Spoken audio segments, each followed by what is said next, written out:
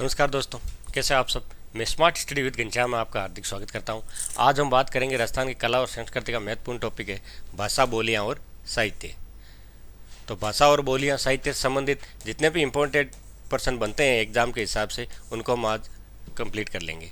एक ही क्लास में भाषा, बोलियां और साहित्य का सारा ही चैप्टर क्लास हो जाएगा। इसके बाद कहीं आपको और कहीं कंटेंट तलाशने की ज़रूरत नहीं है, कुछ भी देखने की ज़रूरत नहीं, इनसे बाहर नहीं जाने वाला। तो आज की क्लास शुरू करते हैं। समय की अपनी सीमा है। तो राजस्थान की भाषा और बोलियाँ। तो राजस्थान की भाषा और बोलियाँ, राजस्थान के कौन से क्षेत्र में कौन सी भाषा बोली जाती है, कहाँ पे बोली जाती है। वैसे राजस्थान की अपनी खुद की कोई राष्ट्रीय भाषा नहीं है। राज्य की जो भाषा है वो हिंदी है, लेकिन राजस्थानी भाषा नहीं है। राजस्थानी भाषा को अभी संविधान की जो 22वीं अनुसूची है, 8वीं अनुसूची है, जिसमें कुल 22 भाषाएं अभी शामिल है वर्तमान में, उनमें राजस्थान की भाषा को स्थान नहीं दिया गया है 8वीं अनुसूची में। इसके लिए बहुत सारी समितियां बनी गई है, संघर्ष करी है कि भाई राजस्थानी भाषा को ही मान्यता मिले और 8वीं अनुसूची में शामिल हो, लेकिन नहीं हुई है अभी तक तो।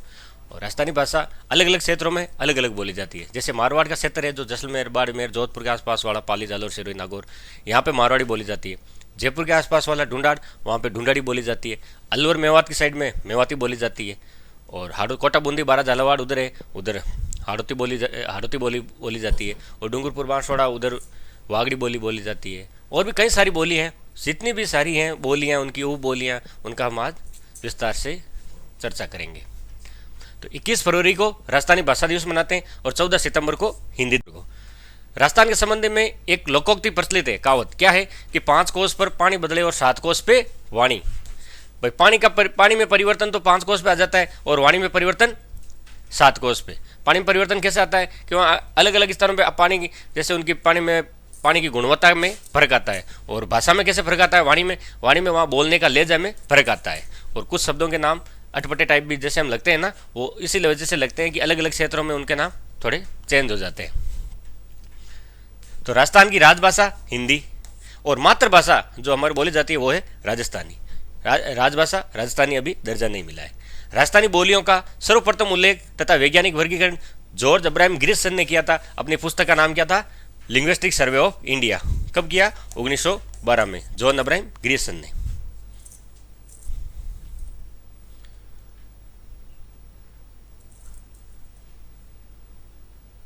अगली है मरु भाषा। राजस्थानी भाषा के बारे में जानकारी देने वाले ग्रंथ कौन कौन से? कुवलेमाला किसने लिखा? उद्योतन सूरी ने। कब लिखा? ये गुजर प्रतिहार शासक थे ना, उनके समय लिखा था। लगभग 8वीं सदी में लिखा गया ग्रंथ है। इसमें भारत पर हुए हूणों के आक्रमण का प्रमाण मिलता है तथा 18 देशी भाषाओं का उल्लेख है, जिसमें मरु भाषा का भी उल्लेख किया गया है, जिसे वर्तमान में मारवाड़ी कहते हैं। मरु भाषा किसे कहते हैं? मारवाड़ी भाषा को ही मरु भाषा कहते हैं। और मरु भाषा का सर्वप्रथम उल्लेख किसने किया था? उद्योतन सूरी ने। उनकी पुस्तक ग्रंथ का क्या नाम था? ग्रंथ का नाम था कुवलेमाला, जिसमें कुल 18 देशी भाषाओं का उल्लेख किया गया था, जिनमें एक मरु भाषा भी शामिल है। अगला किया गया था पिंगल शिरोमणि में। किसने किया? कवि कुशल लाभ, इसके ये लेखक है। इसमें भी मारवाड़ी भाषा का उल्लेख किया गया है। और आईन अकबरी जो अबुल फजल के द्वारा लिखी गई है, उसमें भी मारवाड़ी भाषा का उल्लेख है।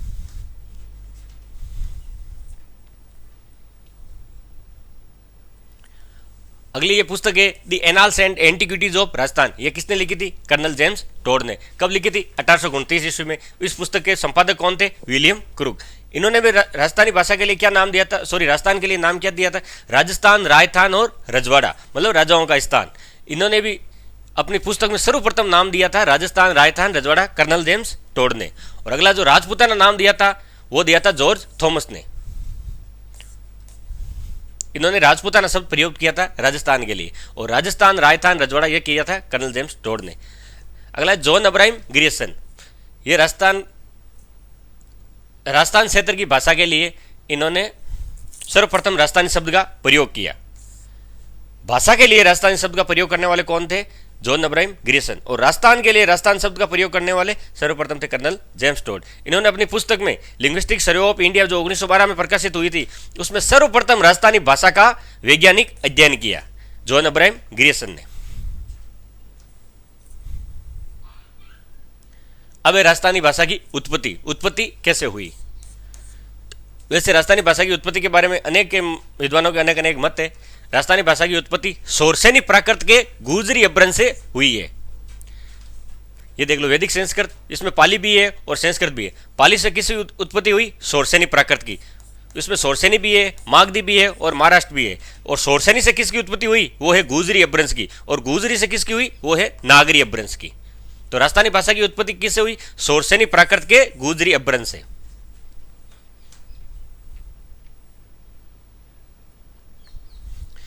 डॉक्टर जॉर्ज अब्राहम एवं पुरुषोत्तम मेनारिया ने राजस्थानी भाषा की उत्पत्ति शौरसेनी प्राकृत के नागरी अपभ्रंश से मानी गई है। राजस्थानी भाषा का वर्गीकरण, सर्वप्रथम वर्गीकरण किसने किया था? जॉर्ज अब्राहम गिरिसन ने। इन्होंने राजस्थानी भाषा के कुल कितने प्रकार बताए थे? 5। कौन कौन से 5 प्रकार है? एक तो उत्तर पूर्वी राजस्थानी, मध्य पूर्वी राजस्थानी, दक्षिणी पूर्वी राजस्थानी, दक्षिणी पश्चिमी राजस्थानी और पूर्वी राजस्थानी। ये जो नाम बताए गए हैं ये इन्होंने क्षेत्र के हिसाब से बताए गए हैं कि अलग अलग क्षेत्रों में अलग अलग जो भाषा बोली जाती है वो उनके रूप, भाषा के कुछ अर्थ अलग होते हैं, उनके शब्द अलग होते हैं, इसलिए अलग अलग क्षेत्रों के हिसाब से अलग अलग भाषा बताइए। और एलपी टेसिटोरी ने कितनी भाषा के प्रकार बताए? 2। कौन कौन सी? एक तो पूर्वी राजस्थानी और एक पश्चिमी राजस्थानी।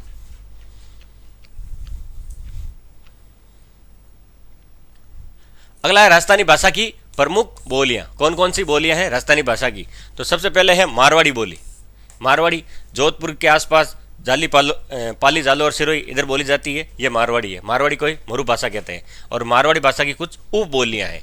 उप बोलियां कौन सी है? मेवाड़ी, बांगड़ी, सेकावाटी, गोडवाड़ी, थली, नागौरी, देवड़ावाटी और खेराड़ी।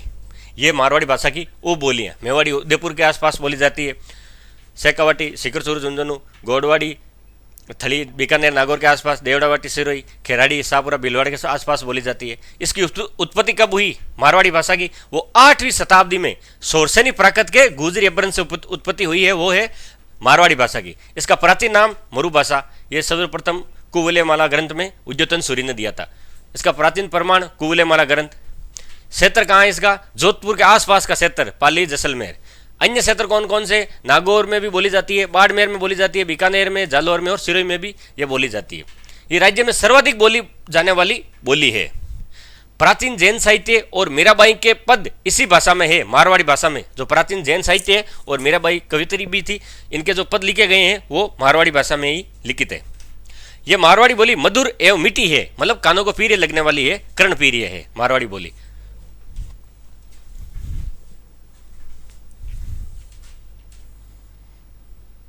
इसकी प्रमुख कुछ उप बोलियां हैं। तो सबसे पहली उप बोली कौन सी है? मेवाड़ी, उदयपुर चित्तौड़ इनके आसपास बोली जाने वाली। ये मेवाड़ क्षेत्र के जिलों में बोली जाती है। उनमें से उदयपुर, राजसमंद और भीलवाड़ा तथा चित्तौड़गढ़, यहाँ पे बोली जाने वाली भाषा कौन सी है? बोली कौन सी है? मेवाड़ी। ये राजस्थान की दूसरी सबसे प्राचीन तथा महत्वपूर्ण बोली है तथा महाराणा कुंभा ने विजय स्तंभ पर इसी भाषा में नाटक लिखे हैं। कुंभा रचनाकार भी था, तो उन्होंने जो नाटक लिखे थे ना वो मेवाड़ी भाषा में लिखे, और मीराबाई ने जो पद लिखे थे वो मारवाड़ी भाषा में लिखे थे। अगली ये थली बोली, ये बीकानेर के आसपास बोली जाने वाली बोली थली बोली है। बीकानेर नागौर के जो बीच में स्थान पड़ता है वो थली क्षेत्र है, इसलिए वहाँ पे थली बोलते हैं। अगली है खेराड़ी, ये ढूंढाड़ी, मेवाड़ी तथा हाड़ौती का मिश्रण है। ये कहाँ बोली जाती है? शाहपुरा, भीलवाड़ा तथा बूंदी में। ये मीणाओं की पीर ये बोली है। खेराड़ी किसका मिश्रण है? MDH। इसकी ये ट्रिक लिख लो, क्या है?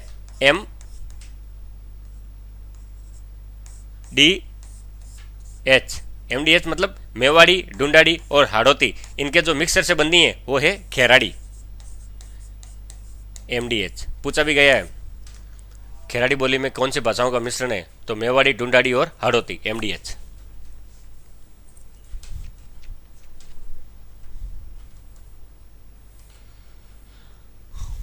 अगली है वागड़ी। वागड़ क्षेत्र में डूंगरपुर बांसवाड़ा की साइड बोली जाती है।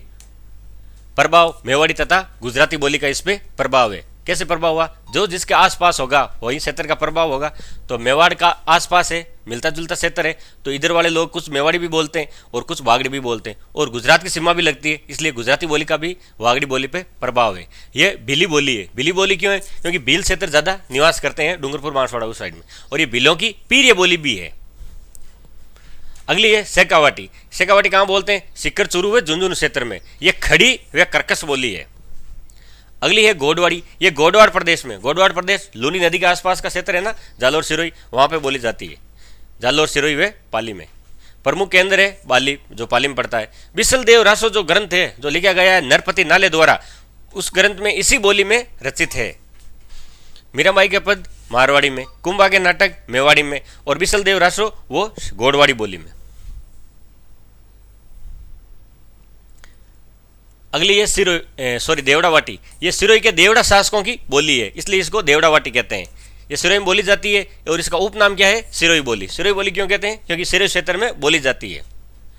अगली है ढूंढाड़ी, जो जयपुर के आसपास बोलते हैं। इसकी उप बोलियां हैं। एक नंबर पे कौन सी थी? मारवाड़ी। मारवाड़ी की सारी उप बोलियां पढ़ ली। अब पढ़ते हैं 2 नंबर पे है ढूंढाड़ी बोली। ढूंढाड़ी जो जयपुर के आसपास बोली जाती है, इसकी भी कुछ उप बोलियां हैं। कौन कौन सी है? एक तो तोरावाटी, कांतली नदी वाला क्षेत्र, राजावाटी, नागरचौल, काठियाड़ी, चौरियासी, उदयपुरवाटी, हाड़ौती, अजमेरी, किशनगढ़ी, ये इनके उप बोलियां हैं। और इस ढूंढाड़ी बोली के उपनाम कौन कौन से? जाड़साई बोली, जयपुरी बोली तथा इसका क्षेत्र जयपुर, आमेर, दौसा, टोंक, किशनगढ़। भाई मारवाड़ी बोली तो हमने पढ़ ली, मारवाड़ी बोली की उप बोलियां भी पढ़ ली। अब 2 नंबर पे जो है ढूंढाड़ी बोली। ढूंढाड़ी बोली की उप बोलियां कौन सी है? तोरावाटी, राजावाटी, नागरचौल और काठियाड़ी, चौरियासी, उदयपुरवाटी, हाड़ौती, अजमेरी, किशनगढ़ी, ये इनके बोली जाती है। और इसके उप नाम भी है ढूंढाड़ी बोली के। कौन कौन से? जाड़साई बोली और जयपुरी बोली। इसका क्षेत्र कौन सा है? जयपुर, दौसा, आमेर, टोंक और किशनगढ़। इस बोली पर ब्रज भाषा और गुजराती भाषा का प्रभाव है। ढूंढाड़ी बोली का सबसे प्राचीनतम प्रमाण 18वीं सदी के ग्रंथ है 8 देश गुजरी, उसमें मिलता है ढूंढाड़ी का।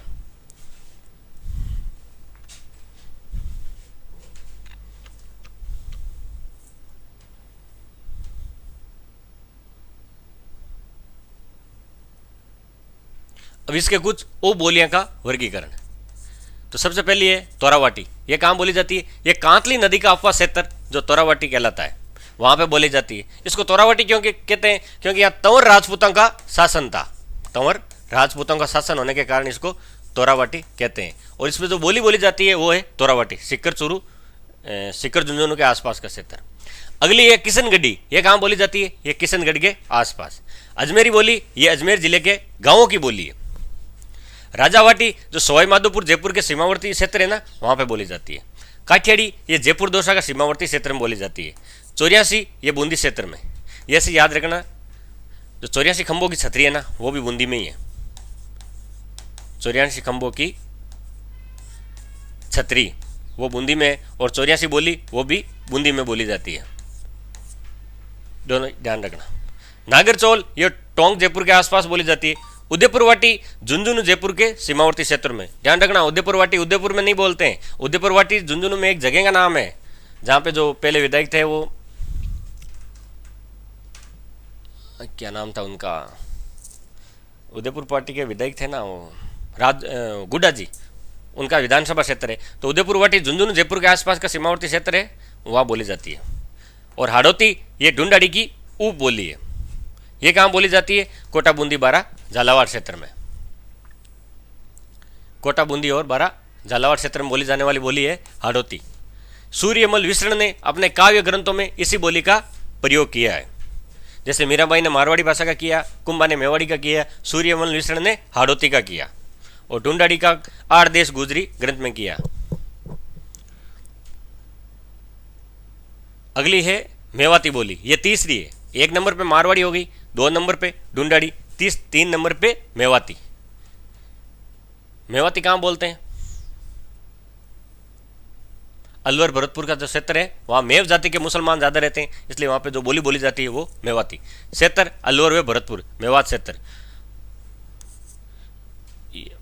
सॉरी ये गलत लिख गया, मिसप्रिंट हो गया कुछ।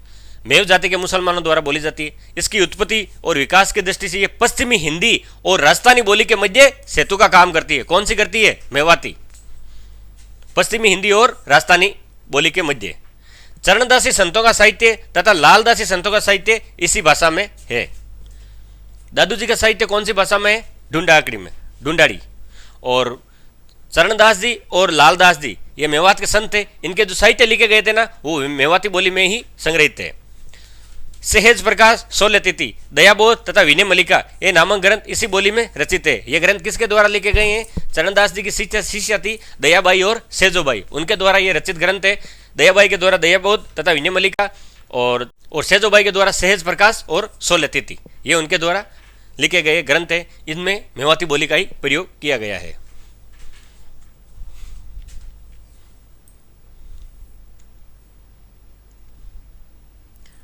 अगली है मालवी। मालवा क्षेत्र से बोली जाती है वैसे तो, लेकिन राजस्थान में जो मालवा के आसपास का क्षेत्र है ना, एमपी के जो बॉर्डर लगता है, उधर बोली जाती है।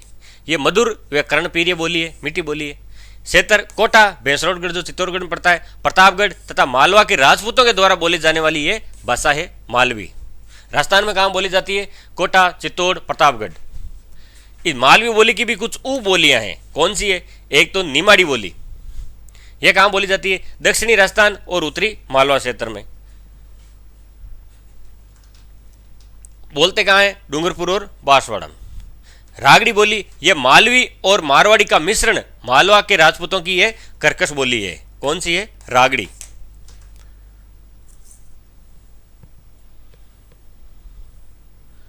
अगली बोली है अहिरवाटी या राठी बोली। यह अलवर के मुंडावर और बेरोड तहसील में बोली जाती है अहिरवाटी। राठ क्षेत्र, हीरवाल जाति का, हीरावाल जाति का निवास क्षेत्र को राठ क्षेत्र कहते हैं। जयपुर की कोटपुतली क्षेत्र में बोलते हैं। ये बोली हरियाणा की बांगरू और राजस्थान की मेवाती बोली के मध्य बोली जाती है। अलवर भरतपुर के बीच में जो क्षेत्र है ना, अहिरवाटी, मुंडावर और बेरोड तहसील में, वहां पे बोलते हैं बोली, वहां अहिरवाटी। जोधराज का हमीर महाकाव्य तथा अलवर के रसखान जो अली बख्श हैं, उनके हेला ख्याल नाटक इसी भाषा में लिखे गए हैं। कौन सी भाषा में? अहिरवाटी में। किसके? जोधराज का एक तो हमीर महाकाव्य और अलवर के एक रसखान हुए थे अली बख्श, उनके ख्याल नाटक भी इसी भाषा में लिखे गए हैं।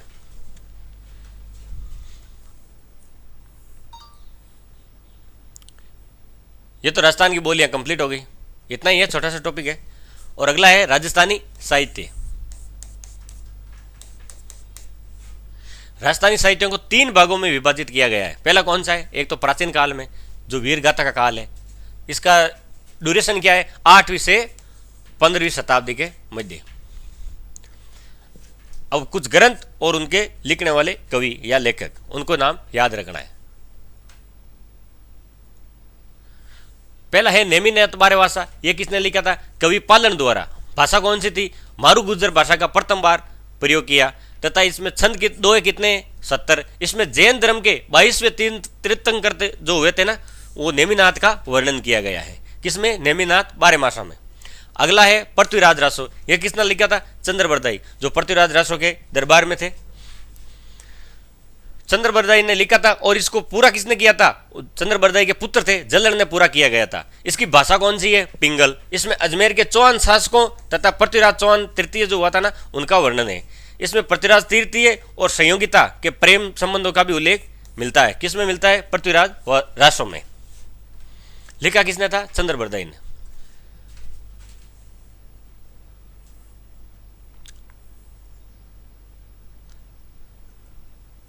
अगला है पृथ्वीराज विजय।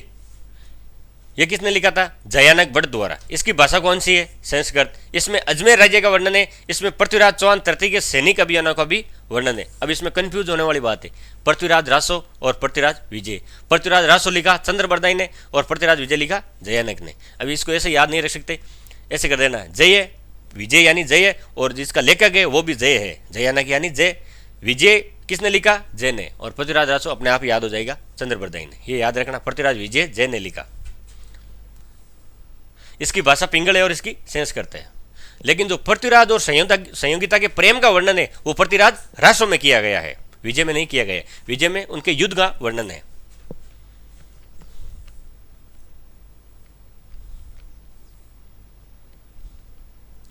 अगला है रणमल चंद। यह किसने लिखा था? श्रीधर व्यास ने। इसकी भाषा भी पिंगल है। यह मारवाड़ शासक रणमल और पाटन जो गुजरात के शासक थे मुजफ्फर शाह, उनके मध्य हुए युद्ध का वर्णन इसी ग्रंथ में है।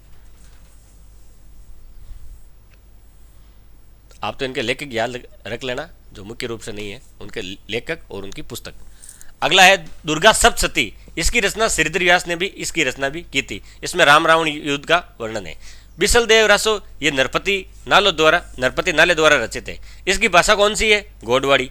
बिसल देव चौहान और धार की राजकुमारी राजमती के प्रेम संबंधों का वर्णन जो काल्पनिक है वो इसमें किया गया है। किसमें? बिसल देव रासो में। पृथ्वीराज रासो में पृथ्वीराज और संयोगिता के प्रेम का वर्णन, और बिसल देव रासो में राजमती और बिसल देव के बीच का संबंध का वर्णन किया गया है। अगला है ढोला मारू रा दोहा। ये किसने लिखा? ये लिखा गया है कवि कलोल के द्वारा। इनकी भाषा डिंगल। इसमें ढोला और मारू के विवाह का वर्णन किया गया है। उस समय ढोला की आयु कितनी थी? 3 साल, और मारू की 1.5 साल। ढोला की आयु 3 साल और मारू की आयु 1.5 साल।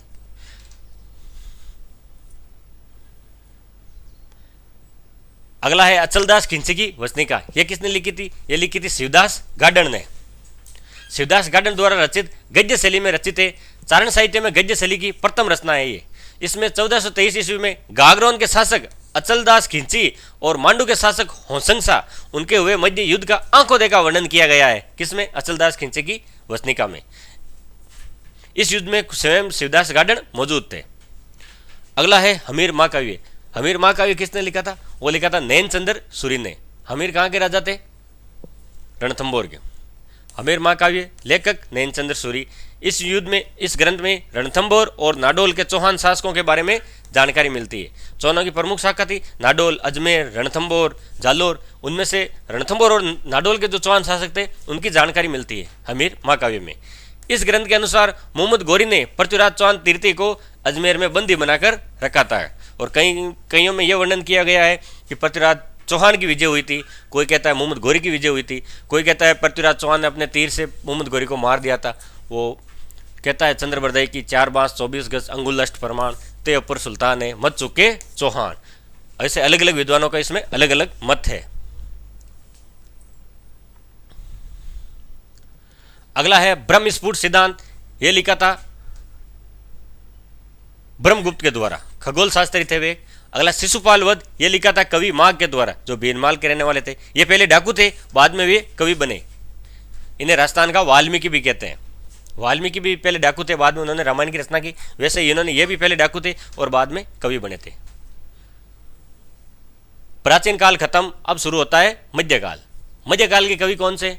इसमें साहित्य एवं साहित्यकारों का काल भी कहा जाता है। इनका ड्यूरेशन क्या है? 15 शताब्दी से 19वीं शताब्दी के मध्य। इनके जो कौन से कवि और लेखक हुए, उनमें पहला है बिट्टू सुजा। अगला जो ग्रंथ है वो है बिट्टू सुजा के द्वारा। कौन सा ग्रंथ है? राव जयसिरो चंद, जिसमें बीकानेर के शासकों का वर्णन किया गया है। ये बिट्टू सुजा ने ही, जो लूल कर्ण था बीकानेर का शासक, उनको कलयुग का कर्ण कहा है। किसने कहा? बिट्टू सुजा ने। इसमें राव बीका, लूण कर्ण एवं जयत सिंह के बारे में वर्णन मिलता है। इस ग्रंथ में बिट्टू सुजा ने लूण कर्ण को कलयुग का कर्ण कहा है। इस ग्रंथ में राव जयत सिंह के प्रमुख सैन्य अभियानों की भी जानकारी मिलती है। 1534 में कामरान और राव जयत सिंह के हुए मध्य युद्ध का वर्णन भी इस राव जयत सिंह के छंद में मिलता है, जिसमें जयत सिंह विजय हुआ था। अगला है मुणोत नैणसी। यह जोधपुर के जैन परिवार से संबंध रखते थे तथा जोधपुर के महाराजा जसवंत सिंह के दरबारी कवि थे। मुंशी देवी प्रसाद ने इन्हें राजपुताने का अबुल फजल कहा है। किसको? मुणोत नैणसी को, राजपुताने का अबुल फजल। इनके कुछ प्रमुख ग्रंथ है, कौन कौन से? एक तो मुणोत नैणसी ख्यात। अगला है मारवाड़ी परगनारी विगत, जिसे राजस्थान का गजेटियर कहते हैं। मुणोत नैणसी महाराजा जसवंत सिंह प्रथम के साथ दक्षिण भारत गए, जहां जसवंत सिंह प्रथम वे मुणोत नैणसी के मध्य विवाद हो गया तथा महाराजा ने नैणसी को बंदी बना दिया तथा नैणसी व उसके भाई सुंदर सिंह ने आत्मग्लानि के कारण आत्महत्या कर ली थी।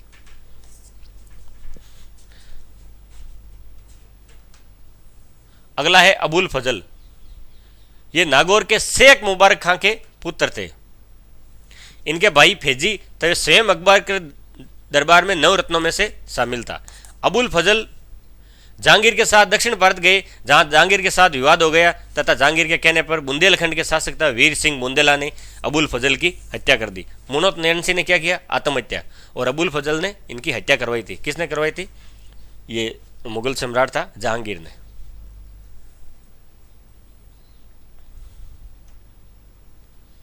इसका ग्रंथ कौन सा है? एक तो अकबरनामा जो फारसी भाषा में है और दूसरा तुजु के बाबरी, ये तुर्की भाषा में है।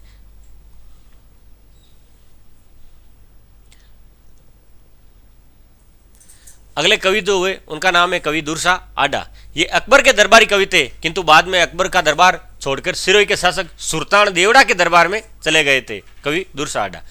दुर्सा आडा ने राजस्थान में 3 शासकों के बारे में खूब लिखा तथा स्वतंत्रता की लड़ाई अकबर से लड़ी। एक तो था राव चंद्रसेन, इन्होंने अकबर से सीधी टक्कर ली थी। महाराणा प्रताप, इन्होंने भी अकबर से टक्कर ली थी, और सुल्तान देवड़ा।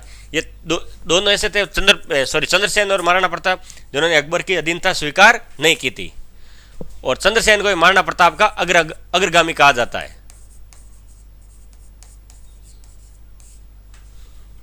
इनके प्रमुख ग्रंथ कौन से? एक तो विरुद्ध छत्री, किरतार बावनी, झूलन राव, अमर सिंह, गज सिंह धोत्री, कवि दुर्साडा ने वेली किस्मन रुक्मणी ख्यात नामक ग्रंथ को 5वां वेद तथा 19वां पुराण तथा 109वां उपनिषद का है। यह किसने लिखा था? वेली किशन रुक्मणी, ये लिखा था पृथ्वीराज राठौड़ ने। बीकानेर का राजा था जो अकबर के दरबार में रहता था। ये वही पृथ्वीराज राठौड़ है जिसने महाराणा प्रताप को पत्र लिखा था। तो इस पृथ्वीराज राठौड़ ने जो वेली किशन रुक्मणी की रचना की ना, उसे दुर्साडा ने 5वां वेद कहा है, और 19वां पुराण।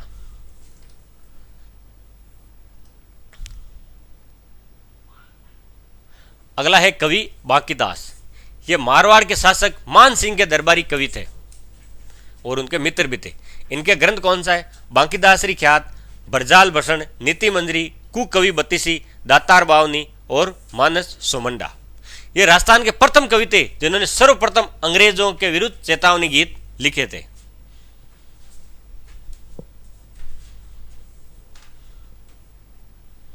अगला है पृथ्वीराज राठौड़, जिसे डिंगल का हेरोस भी कहते हैं। ये वही है वेली किशन रुक्मणी जिन्होंने रचना की थी, और ये अकबर के दरबार में रहते थे, और इन्होंने महाराणा प्रताप को पत्र भेजा था हल्दी घाटी के युद्ध के समय।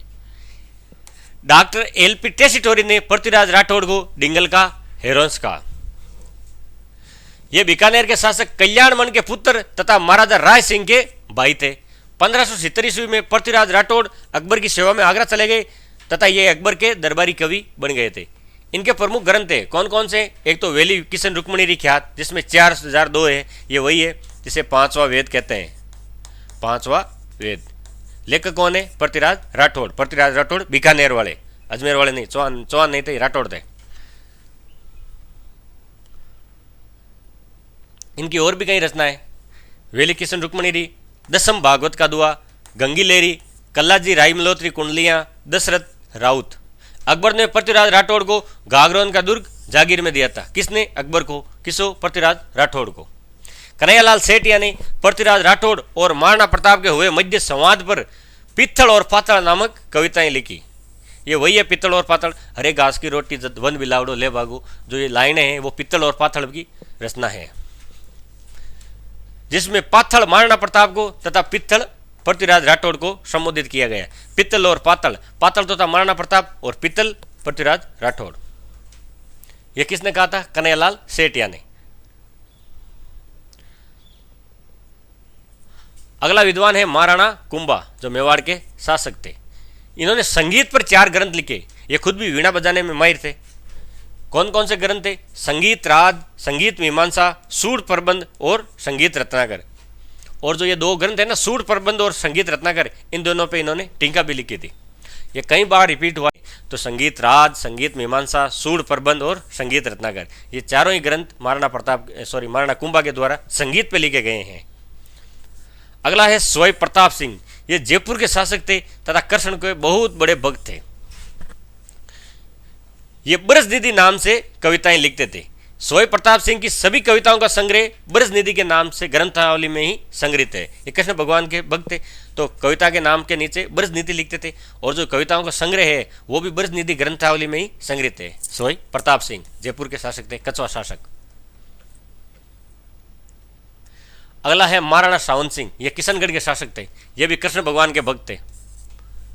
ये किशनगढ़ के शासक तथा श्री कृष्ण के भक्त थे। ये बाद में द्वारिका चले गए थे। बाद में इन्होंने अपने राजपाट को त्याग करके संन्यास ले लिया और वृंदावन चले गए थे और अपना नाम नागरीदास रख दिया। ये नागरीदास को ही सावन सिंह कहते हैं।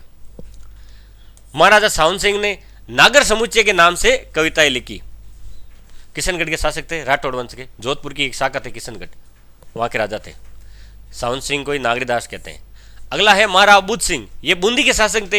ये भी कृष्ण भगवान के भक्त थे। इनकी जो रचना है वो है नए तरंग। इस ग्रंथ की इन्होंने रचना की बुद्ध सिंह ने। अगला है महाराजा जसवंत सिंह प्रथम।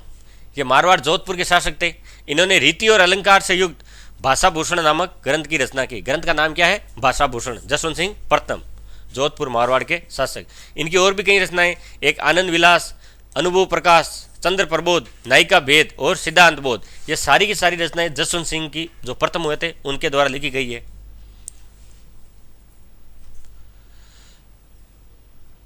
अब शुरू होता है आधुनिक काल। आधुनिक काल की शुरुआत 19वीं सदी से होती है और अब तक आधुनिक काल में कौन कौन से विद्वान हुए। प्रथम हुआ था कर्नल जेम्स टोड। इन्होंने राजस्थान का इतिहास अंग्रेजी भाषा में लिखा। इनका जन्म कब हुआ था? 20 मार्च 1782 इंग्लिटन प्रांत जो इंग्लैंड में है। ये मूलतः स्कॉटलैंड के निवासी थे। प्रारंभिक शिक्षा यहीं से हुई। इनका माता का नाम मेरी हेडली, पिता जेम्स जो इंग्लैंड आर्मी के सैनिक भी थे, पत्नी क्लेटबर्ग, गुरु यति ज्ञानचंद्र जो मांडलगढ़ भीलवाड़ा के रहने वाले थे, ये इनके गुरु थे। इनका घोड़े का नाम अलबुर्ज और इनको ही घोड़े वाले बाबा कहा जाता है। घोड़े वाले बाबा, कर्नल जेम्स टोड को घोड़े वाला बाबा।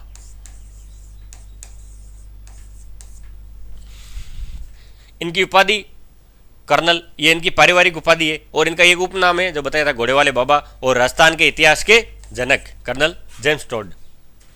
इन्होंने सर्वप्रथम राजस्थान नाम दिया था राजस्थान को। जो पुस्तक थी ना एनाल्स एंटिक्विटीज ऑफ राजस्थान, उसमें इन्होंने राजस्थान का इतिहास सर्वप्रथम सुव्यवस्थित तरीके से लिखा था जेम्स टोड ने। टोड ने 1798 में सर्वप्रथम भारत के बंगाल प्रांत में आए थे तथा राजस्थान में कहाँ आए? राजस्थान में मांडलगढ़ में आए थे। ये मांडलगढ़ में ही उनके गुरु थे यति ज्ञानचंद्र। ये मेवाड़ वे हाड़ौती के पॉलिटिकल एजेंट बनकर आए थे। इनको कर्नल की उपाधि पंजाब में दी थी तथा 1822 में वापस इंग्लैंड जाते समय महानमोरी का शिलालेख साथ लेकर गए थे, जिसका वजन ज्यादा होने के कारण इन्होंने महानमोरी के शिलालेख को समुद्र में फेंक दिया गया था। लेकिन भार अधिक होने के कारण मार्ग में समुद्र में फेंक दिया। पूछा गया महानमोरी का शिलालेख, कर्नल जेम्स टोड ने कौन सा शिलालेख फेंका था, तो वो महानमोरी का शिलालेख था, जहाज में वजन ज्यादा हो जाने की वजह से। इनको मृत्यु हुई थी 18 नवंबर 1835 में। कर्नल जेम्स टोड ने भारत में 24 वर्षों तक नौकरी की थी। अब अगली है कर्नल जेम्स टोड की कुछ पुस्तकें। पहली annals and antiquities of Rajasthan, जिसमें राजस्थानी नाम का उल्लेख किया गया है। दूसरी central and western Rajput state, जिसका संपादन किया था विलियम क्रुक ने। दोनों पुस्तकों का ही संपादन किया था। लॉर्ड विलियम बेंटिंग को समर्पित की थी यह पुस्तक। ये लॉर्ड विलियम बेंटिंग भारत के गवर्नर जनरल हुए थे।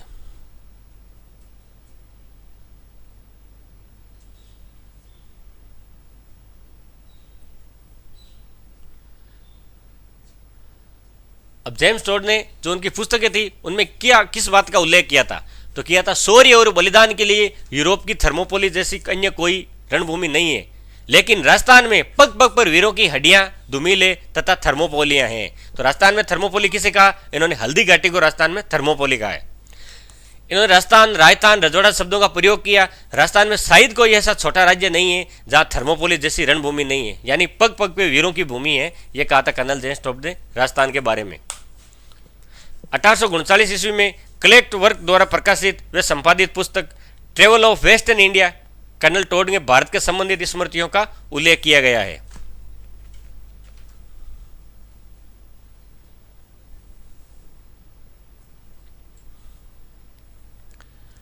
अगले थे कवि सूर्यमल विष्णु, जिनकी रचनाएं हाड़ौती में और ये बूंदी के राजा के साथ काम करते थे। ये वही है जो 1857 की क्रांति के समय हाथी पे बैठ के अंग्रेजों के विरुद्ध जनता को जागरूक करते थे। आधुनिक राजस्थानी काव्य साहित्य के नव जागरण के पुरोधा जनक वे बूंदी के शासक महाराव राम सिंह द्वितीय के दरबारी कवि थे। कौन थे? सूर्यमल विष्णु। इनके प्रमुख ग्रंथ कौन सा है? वंश भास्कर। इसमें बूंदी राज्य का इतिहास है। ये गद्य शैली में लिखित है। बड़ा ग्रंथ होने के कारण विश्वकोशीय ऐतिहासिक ग्रंथ कहा जाता है। सबसे बड़ा ग्रंथ है वंश भास्कर।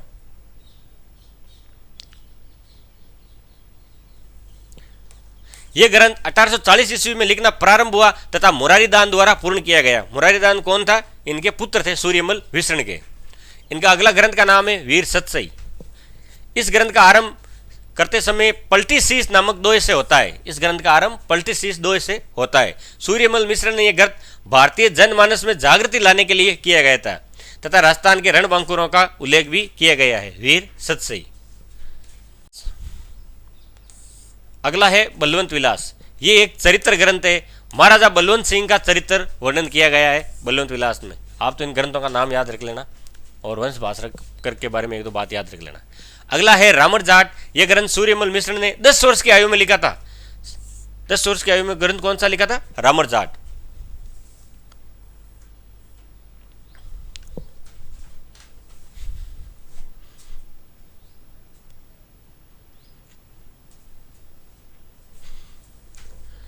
अगले जो साहित्यकार है वो है कन्हैयालाल सेठिया।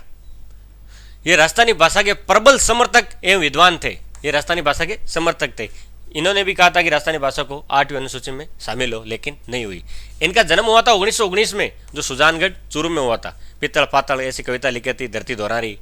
इनका प्रमुख ग्रंथ कौन सा है? पित्तल पातल, धरती दोहरारी, लीलटांस, काको कोडरो, हल्दी घाटी, मिंजर, हेमाणी, माइड्रो हेलो और वनफल। ये सारी पुस्तकें कन्हैयालाल सेठिया ने लिखी, जो चूरू सुजानगढ़ के रहने वाले थे।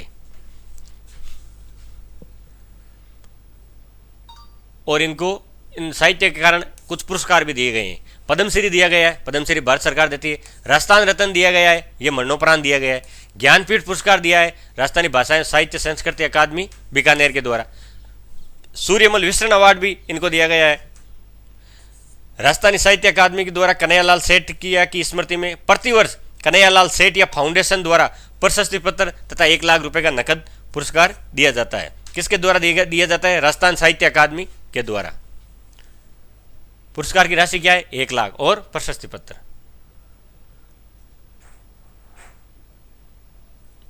अगला साहित्यकार है गौरीशंकर हीराचंद ओझा, GH ओझा।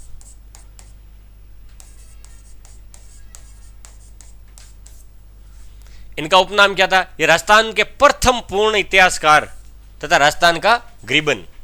इनका जन्म हुआ सिरोही में, रोहिडा गांव में। इनकी शिक्षा मुंबई में हुई। गौरीशंकर उदयपुर के महाराणा सज्जन सिंह के दरबार में रहे तथा कविराज श्यामलदास ददवाड़िया इनके गुरु रहे। ये श्यामलदास ददवाड़िया वही है जिनका ग्रंथ है वीर विनोद।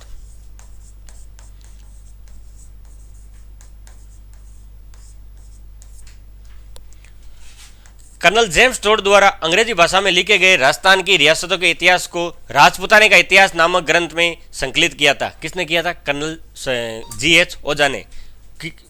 सबसे पहले इंग्लिश में किसने लिखा था? जेम्स टोड ने। उनको हिंदी में किसने लिखा? वो लिखा था GH ओझा ने।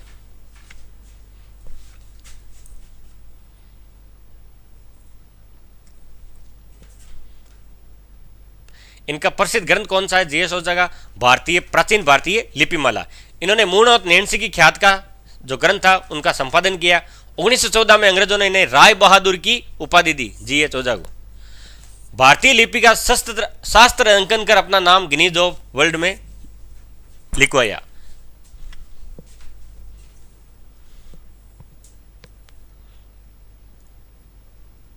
अब कुछ महत्वपूर्ण तथ्य।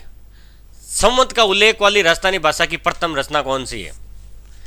भारतेश्वर बाहुबली रास, ये शालिभद्र सूरी द्वारा रचित है और इसकी भाषा है मारू गुजर।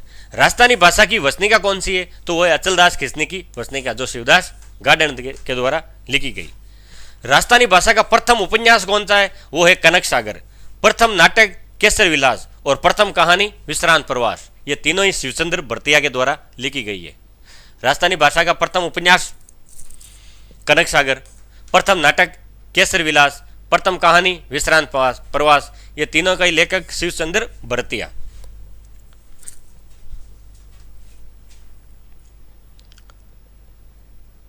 अगला है स्वतंत्रता काल का प्रथम उपन्यास आबे पटकी, यह किसने लिखा था? श्रीलाल नतमल जोशी ने। यह स्वतंत्रता के बाद का प्रथम उपन्यास है।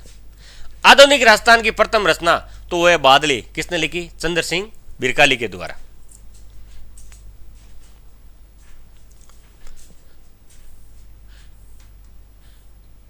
इनको वापस रिपीट कर लो। राजस्थानी भाषा की प्रथम रचना कौन सी है? भारतेश्वर बाहुबली रास, किसने लिखा था? शालिभद्र सूरी द्वारा। राजस्थानी भाषा की वसनिका तो वो है अचलदास खिंची की वसनिका, जो किसने लिखी? शिवदास गार्डन ने।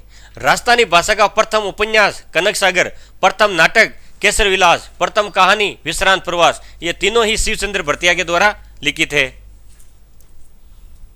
स्वतंत्रता काल का प्रथम उपन्यास आबे पटकी और आधुनिक राजस्थान की प्रथम रचना बादली। आबे पटकी किसने लिखी? श्रीलाल नतमल जोशी, और बादली लिखी चंद्र सिंह बिरकाली ने।